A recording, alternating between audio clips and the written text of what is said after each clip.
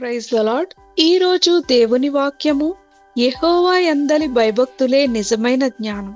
యెహోవా యందలి భయభక్తులే జ్ఞానమనియు దుష్టత్వము విడిచుటయే వివేకమనియు ఆయన నరులకు సెలవిచ్చెను. యోబు గ్రంథము 28వ అధ్యాయము 28వ వచనం.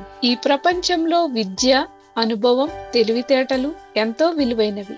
అయితే దేవుని దృష్టిలో నిజమైన జ్ఞానం వాటితో మాత్రమే రాదు. యెహోవా యందలి భయభక్తులే జ్ఞానానికి ఆధారం. దేవుని మహిమను గుర్తించి ఆయన చిత్తానికి లోబడుతూ జీవించడం నిజమైన జ్ఞానానికి గుర్తు. దేవునికి భయపడడం అంటే ఆయనను చూసి భయంతో వణకడం కాదు, ఆయనను ప్రేమతో గౌరవించటం, ఆయన ఆజ్ఞలను పాటించటం, ఆయనకు ఇష్టమైన జీవితాన్ని జీవించటం.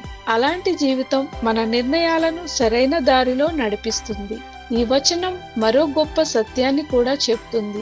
దుష్టత్వాన్ని విడిచిపెట్టడమే వివేకం. పాపానికి దూరంగా ఉండి నీతి మార్గంలో నడిచే వ్యక్తి దేవుని ఆశీర్వాదాన్ని అనుభవిస్తాడు. లోకం ఎన్నో ఆకర్షణలు చూపించిన దేవుని వాక్యాన్ని ఆధారంగా చేసుకొని జీవించిన వాడు నిలకడగా ఉంటాడు. ఈ రోజు మన హృదయాలు పరిశీలించుకుందాము. మన జీవితంలో దేవునికి ఇష్టం కాని అలవాట్లు, ఆలోచనలు, మాటలు ఏవైనా ఉంటే వాటిని విడిచిపెట్టి భయభక్తులతో ప్రభువును అనుసరిద్దాం. అప్పుడు దేవుడు మనకు జ్ఞానాన్ని, వివేకాన్ని, సరైన నిర్ణయాలు తీసుకునే కృపను ప్రసాదిస్తాడు. దేవుని భయభక్తిలో నడిచే జీవితం ఈ లోకంలోను నిత్య జీవంలోను ఆశీర్వాదకరమైనదే. ప్రార్థన.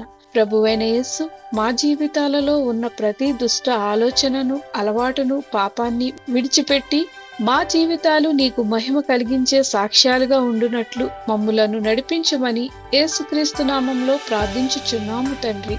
ఆమేన్.